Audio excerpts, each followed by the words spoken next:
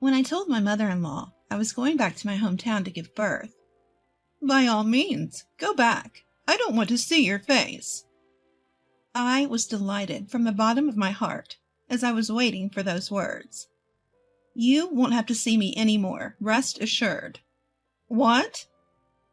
"I am Emily, about to turn 28. My mother died from illness when I was only 2. Since my father, a busy man, ran a clothing company with a 100-year-old tradition, I was looked after by my grandmother as he worked. My father was very strict, and I lived my life just as he told me to. Perhaps because of that, I had never dated a man, but I had given up, thinking it was destiny. After graduating from college, I worked briefly as my father's secretary at his company, but he said it was hard for him to work together and forced me to quit. I didn't get a job after that, because my father strongly stated that I don't need to work. However, my friends from university got jobs and started dating and getting married one after another, so I wanted to work too. I told my father one night, "Dad, can I work?" "No." He said one word without asking for a reason. "Why not?" "Because you don't need to work." "But I also need to go out into society and gain more experience." "Emily, don't talk back." "I'm not talking back. I'm not saying anything wrong." "You should just stay at home, Emily." "If you say that, I'll leave home. I'll leave home and go to work from there." "Emily, stop it." "No, I am an adult. I won't always do as you say." I cried and left the place. Even in my room, I cried for a long time. After a while, I called my friend from college, Lisa. "Can I come to your house now?" "Sure, but what's wrong? And can you go out at this time?" "I can't right now, but I'll figure it out. Can I stay at your place for a while?" Lisa's apartment was a luxury condominium gifted by her parents, boasting 3 rooms. "Seems like something's up." "That's fine. Just be careful on your way here." Quietly, I pulled out my suitcase, packed my belongings, and stealthily left the house so as not to alert my father. I left a note on my desk stating that I was going to stay with a friend. Once outside, I hailed a taxi and headed towards Lisa's apartment. Upon arriving at Lisa's apartment, I was greeted with my favorite coffee that she had prepared. "Thank you, Lisa." "What's going on, Emily?" I explained everything about the argument with my father and my subsequent departure from home. "That's awful, Emily. You've had no freedom at all." Her words brought tears to my eyes once again. "Until now, I did everything my father said, and thinking it was normal, but suddenly I've started craving my own freedom." "That's completely normal. It's strange that your father doesn't allow you to work. I'd like to meet many people and have a good time, too. So, does your dad know you're here?" "I left a note saying I was going to a friend's place, but he doesn't know any of my friends." "He might be frantically searching for you right now." "Maybe." "It's late now. Shall we go to bed?" "Yeah, I'm really tired." Lisa prepared a separate room for me to sleep in. The next day, Lisa left for work. When I checked my phone, I saw about 10 missed calls from my dad. I felt sorry for him, and I sent him an email to assure him not to worry. In the evening, after Lisa finished work, she called me. "I'm going out for a drink. Why don't you join us?"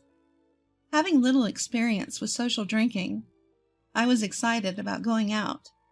When I arrived at the location Lisa mentioned, I found her waiting with 2 men. "Sorry for keeping you waiting. So, who are these gentlemen?" Pointing to the shorter man, Lisa said. "This is my boyfriend, and the tall guy over there, he's single and ready to mingle." The tall man introduced himself with a refreshing smile. "Nice to meet you. I'm Max. Pleased to make your acquaintance." "Oh, nice to meet you. I'm Emily." That's how our relationship started. Max worked at a small company in the apparel industry. For a moment, I thought it was a company similar to my father's, but I quickly dismissed the thought. Max's family was the opposite of mine, with only his mother around, but he didn't discuss the reason, and I didn't ask.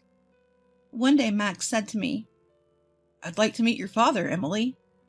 I had been emailing my father several times since I left home, but I had no intention of going back home yet, so I didn't want to meet him. "I'll think about it, but I would like to meet your mom, Max." "Sure. When? Even today is fine, if you want." "Really? Today is fine? Then I should buy some kind of gift." "Yeah, my mom loves that kind of thing." As I found out later, my mother-in-law didn't just love that kind of thing. She got very cranky if I didn't bring those kinds of things for her. On the way to Max's house, I bought a cake at a bakery. Upon arrival at Max's house, my mother-in-law was waiting for us at the front door. When I asked Max why his mother was there, he told me he had sent her a message from the bakery. My mother-in-law stared at me and asked, "And your name is?" "Ah, I'm Emily. Nice to meet you." "What do you do for a living?" "I'm currently unemployed, but I plan to work soon." "Oh, so you're just idling about. How nice it must be to be a rich young lady." "I'm not rich. That's why I want to work." "You don't need to talk back. What do your parents do?" "My mother passed away when I was young. My father works at a company." Max, who had been watching my conversation with his mother from the side, said, "How long are you two going to talk here? Let's go inside." "Right. By the way, Max, did she bring anything? Surely she didn't come empty-handed." In a rush, I handed my mother-in-law the paper bag containing the cake. This isn't much, but..." Grabbing the bag almost violently from my hand, she peered inside and commented, "I didn't really need anything, but I guess I'll take it." In a few minutes I had spent talking to my mother-in-law. I had grown to despise her, and I felt sorry for anyone who had to call such a person mother-in-law. Entering the living room, my mother-in-law bombarded me with questions, and I gave her only bland answers. Regardless, she continued to interrogate me relentlessly, almost as if I were a criminal suspect. Exhausted by the barrage of one-sided questions, I told Max the moment her line of questioning eased. "Max, I think I should go soon." At that, my mother-in-law's face turned red with anger. "Do you really hate being with me that much? You've been giving me half-hearted replies to my questions this whole time." "Mom, please calm down." "Max, why on earth did you bring such a rude woman here? There must be better women out there." I snapped back at her. "What about me is rude exactly? If there's something I should improve, then tell me so I can work on it." That seemed to incense my mother-in-law even further. "You're quite cheeky, aren't you? All you have to do is answer my questions." "I've been answering everything you've asked." "You dislike me, don't you? I can see it in your face." I wanted to say yes, but I couldn't. "I'm just tired and would like to go home." "Well, aren't you audacious? I wonder what kind of education your parents gave you. They mustn't have been good parents. I would love to see what they look like." Hearing her badmouth my parents, I was overwhelmed with sadness and began to cry. "Oh dear, now you're crying for sympathy. If you want to go home so badly, then go. It'll be a breath of fresh air. Also, I'm going to feed this cake you brought to my dog, Charlie. But Charlie is quite a pampered pooch, so he might not eat such a cheap cake." Laughing, my mother-in-law pointed at the cake I had bought. "Mom, enough is enough. Max, you really have no eye for women." Max frowned at his mother's comment and retorted, "Why are you always so argumentative? Can't you act more mature for once?" Max shot back, causing his mother to lose her energy instantly. "All I want is a good wife for you, Max." "I get that, but I'm an adult too, you know. I'm not a kid anymore, so I can handle my own stuff." Hearing Max's words, his mother's eyes filled with tears, and she left the room. With a teary face, I decided to leave too, but Max followed me and apologized. "Emily, I'm sorry for all the harsh words my mom said. She must be jealous, thinking that she's losing me to you. I'll talk to her about this, okay? Please don't let this discourage you from coming again." "I'm really hurt by what your mother said about my parents. Max, I don't want to see your mother again." The moment I said that, a wave of sadness overwhelmed me, and I burst into tears, throwing myself into Max's arms. Max held me close and after a while suggested, "How about we go somewhere now?" Barely nodding, I left the house with Max. Since Max didn't have a car, we took the train and got off at a station by the beach.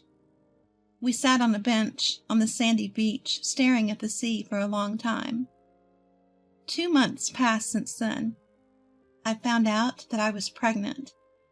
When I consulted Max about it, he proposed. "Let's get married. We don't have to have a ceremony, but we'll make it official. We can live at my house, okay? I don't make much money at my job, so I can't afford to rent an apartment. I'll make sure to talk to my mom about not saying unnecessary things to you, Emily." Living with his mother wasn't ideal for me, but there was no other place to live. "Okay, I'll try my best to get along with your mother." Thus, I ended up living with my mother-in-law. Because I was getting married, I went back home to tell my father about it.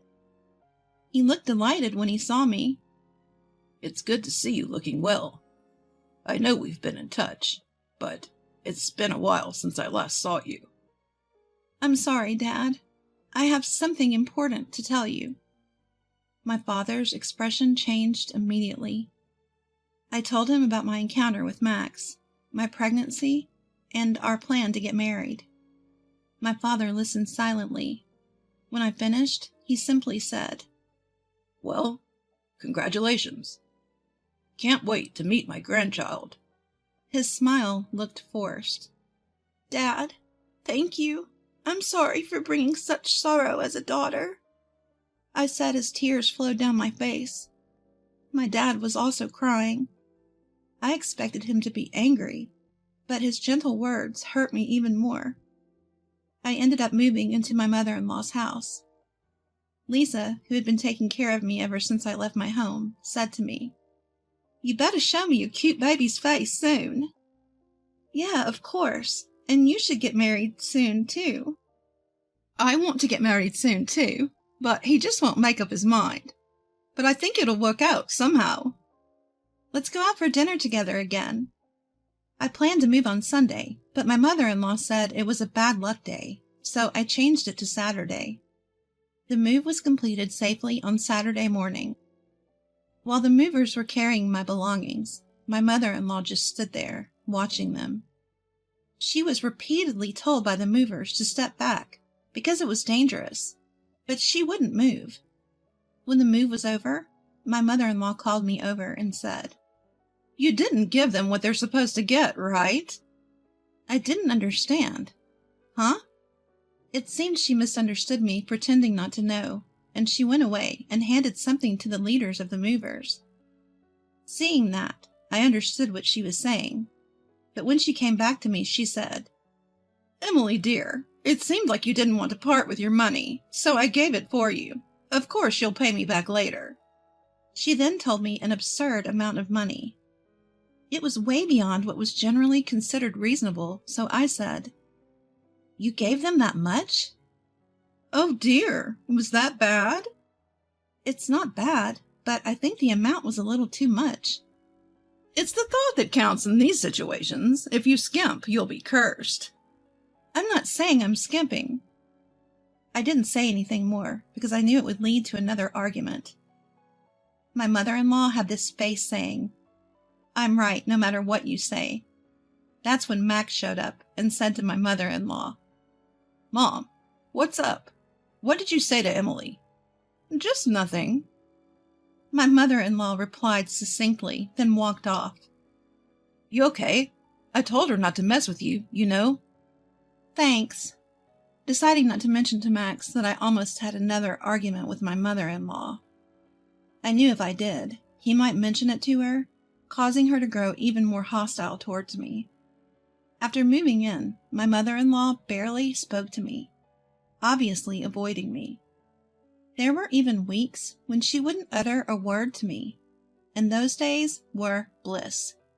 One day, Max brought home some work documents in an envelope. It was marked with the company name, Star Textiles, Inc., and that made me gasp. That was a name I had heard many times during my time working for my dad's company. They were one of our subcontractors. I asked Max, "Is this your company's envelope?" "Yeah, why?" "I was just wondering. I just realized that I didn't know much about your company." I didn't tell him that his company was a subcontractor to my father's. For some reason, I felt it was better not to say anything. "Well, we're just a small subcontractor. If our parent company decided to drop us, we'd go bankrupt instantly, and all the employees would lose their jobs." Max laughed with this, his wistful look. About a month later, Max started coming home late from work. He also seemed down, so I asked him, "You've been coming home late recently. Is something wrong? You don't seem yourself." He admitted and said, "The company's in trouble." "What, like going bankrupt?" Max nodded. "The parent company suddenly decided to cut our orders by half. Now our boss is begging them every day to continue business as usual. We're also looking for new clients. But if neither of those things work out, we're going bankrupt." As I listened to Max's story, I thought about asking my dad to help Max's company. But my father is strict about his work, so he would never help a business partner out of personal feelings. For some reason, the number of business partners must have been halved. I told him that my father's company is the parent company of Max's. Max was surprised at first, but then he told me with a twinkle in his eyes, "Emily, please, beg your father not to reduce his business with us." "I'm sorry, Max. My father is strict in business. He would never make such a decision based on personal matters." "Could you at least try, Emily?" "It won't help." As I said this, Max got down on his knees before me. "Please, I beg you." "Stop it, Max. Don't do this." "I'll talk to my father, but I know it won't make a difference." As Max raised his head, tears of relief streamed down his face. That night, I called my father and explained Max's desperate plea. "So the company Max works for is Star Textiles. I guess I have to help them then." I was surprised. I had expected my father, with his strict business mindset, to refuse outright. "But I have two conditions. First, I will continue to do business with Star Textiles as before. But I want Max to leave that company and work for mine. Second, you and Max will move in with me. Is that acceptable?" "So you're saying Max should transfer to your company?" "I'll talk to him about that. But why do you want us to live with you?" My father answered, sounding a bit uncomfortable. "I just want my daughter close by." "Okay, but why did you decide to reduce your dealings with Star Textiles in the first place?" "A new company approached us with a very attractive proposal, so we decided to do business with them. But after some research, we found out that they have a history of breaking promises, so we were planning to call off the deal." "So even if I hadn't asked, Star Textiles would have been fine?"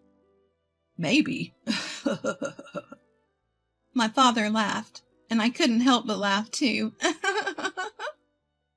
After hanging up, I immediately relayed the conditions my father had proposed to Max. He was relieved that Star Textiles was no longer in jeopardy, but he seemed hesitant about moving to my father's company. "It's hard for me to consider working for your father's company, Emily. I've always worked hard at Star Textiles, and I have a lot of good colleagues. I'll tell my father what you said. I called my father again, and when I relayed what Max had said, my father responded. He indeed said that? Huh. He's a responsible good man. Got it. He can keep doing his best at Star Textiles, but I'm not backing down about you guys moving into my house. Understood. After the phone call, Max was overjoyed when I told him what my dad had said. I told Max, just remember, don't let your mother know about my father's company. If she finds out, she'll start nagging again. Right. Got it. Several weeks later, I decided to go back home for the birth of our child. Even though it's just my father and elderly grandmother at home, it's way better than being taken care of by my mother-in-law. I waited until my mother-in-law was having her afternoon tea in the living room, and I approached her. Mother-in-law, about my childbirth, I've decided to go back home. It's just my dad and my grandmother, but my grandma is still very active and full of energy. When I said this, my mother-in-law looked at me with hateful eyes and said, By all means, go back. I don't want to see your face. I didn't feel anything when my mother-in-law said this, as I had anticipated it. You won't have to see me any more, so rest easy. What? I mean, I won't be coming back here anymore. And soon, Max will be moving to my parents' house as well. What are you talking about? Max is too busy with work to move. It's okay now. At that moment, Max came in and said to his mother, Mom, my company is going to be okay now. Emily helped me. What are you talking about? Emily's dad is the owner of my company's parent company. What? Hearing this, my mother-in-law raised her voice and stared at me for a while before saying, Emily, I had no idea you were the daughter of the owner of a parent company of Max's. I've been very rude to you up until now. My mother-in-law bowed deeply. It's okay now. May I ask you for a favor? I'd like to live together at your parents' house as well. Mom, no, you can stay here. Yeah, I don't want to live with you, mother-in-law. I'd be reminded of all the things you've said to me up until now. I won't say anything else, please, I beg you, my mother-in-law said with tears in her eyes. I know it seems cold, but that's not possible. Then, my mother-in-law got on her knees, bowed her head to the floor, and pleaded. Please, I don't want to live without Max. Please. No, I can't. Mom, stop it. If you had been kind to Emily before, we could have lived together, but your past behavior has led to this. Give it up. I told my mother-in-law, who continued to shed tears on the floor. Well, mother-in-law, you brought this on yourself. Half a year later, Max, our newborn daughter Kay, and I visited my mother-in-law's house. However, the house was void of any human presence, and the air was chillingly cold. Max was calling out loudly to his mother, but there was no response. Max, did you mention we were coming over? No, I thought it'd be a surprise. I wonder where she is. Just then, my mother-in-law, who had become severely emaciated, came out of the bathroom. Even upon seeing us, she did not change her expression. The kitchen was piled high with remnants of instant noodles, and dirty dishes were left stacked. Mom, are you okay? My mother-in-law glanced at Max, but said nothing. Mother-in-law, we brought your favorite cake. As I held out the cake, my mother-in-law rushed towards me, snatched the cake, and began devouring it immediately. I repeated what I had said before. Well, mother-in-law, you brought this on yourself.